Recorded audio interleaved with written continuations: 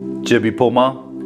எரேமியா இறைவாக்கினர் வழியாக ஆண்டவர் நமக்கு கூறியது: பெருமை பாராட்ட விரும்புபவர் நானே ஆண்டவர் என்பதை அறிந்து புரிந்து கொள்வதிலும், பேரன்போடும் நீதியோடும் நேர்மையோடும் உலகில் நான் செயலாற்றுகிறேன் என்பதிலும் பெருமை பாராட்டுவாராக, ஏனெனில் இவற்றில் நான் மகிழ்ச்சி அடைகிறேன் என்கிறார் ஆண்டவர்.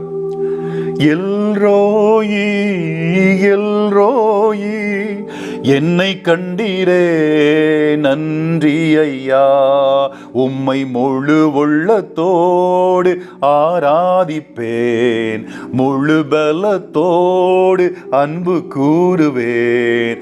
ஆராதனை ஆராதனை ஆராதனை ஆராதனை. விண்ணுலக தந்தையாம் இறைவா, யூதர்களின் மீது ரோமையர்களின் ஆதிக்கம் நிலவிய காலகட்டத்தில் ஒரு சாதி அமைப்பை போல இருந்த சக்தி வாய்ந்த தலைமை குருக்கள், சதுசேயர்கள் மற்றும் பரிசேயர்களின் மத்தியில் மனிதர்களின் பெருமையை அழிப்பதற்காக இயேசுவை ஒரு பணியாளராகிய மீட்பின் அரசராக நீர் அனுப்பினீரே, உமக்கு நன்றி கூறுகிறேன் தகப்பனே.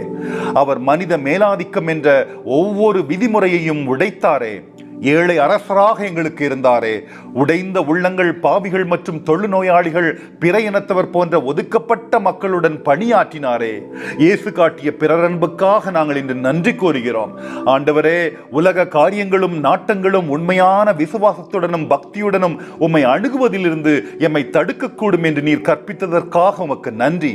நீர் பெருமையை வெறுக்கிறீர், எனவே அதிலிருந்து உம்முடைய மகனை, உம்முடைய மகளை, என்னை விடுவித்தருளும் ராஜா. குறிப்பாக எங்களை பிரிக்கும் பழங்கால சாதி அமைப்பை விட்டுவிட உதவியருளும். மற்றவர்களால் நான் நிராகரிக்கப்படும் போதும் அனைவரையும் நேசிக்கும் தாழ்மையான மனப்பான்மையை எனக்கு தாரும். வெற்றியின் தருணங்களில் என் பெருமையை கட்டுப்படுத்தும். இந்த வெற்றிகள் என் பலத்தால் அல்ல, மாறாக உம்முடைய அருளால் மட்டுமே வந்தன என்பதை புரிந்து கொள்ள எனக்கு உதவியருளும். ஆண்டவரே, எங்கள் வாழ்க்கையின் ஒவ்வொரு கணத்திலும் எங்களை வழிநடத்துவீராக. உலக ஆசைகளும் இச்சைகளும் லட்சியங்களும் எங்களை வழிதவற செய்ய அனுமதியாதேயும். எம் விண்ணப்பங்களை உம்முடைய பாதத்தில் தாழ்மையுடன் சமர்ப்பித்து தாழ்மையான இறை பணியாளராகிய இயேசுவின் வல்லமையுள்ள பெயரால் ஜெபிக்கிறேன். ஆமேன், ஆமேன், ஆமேன்.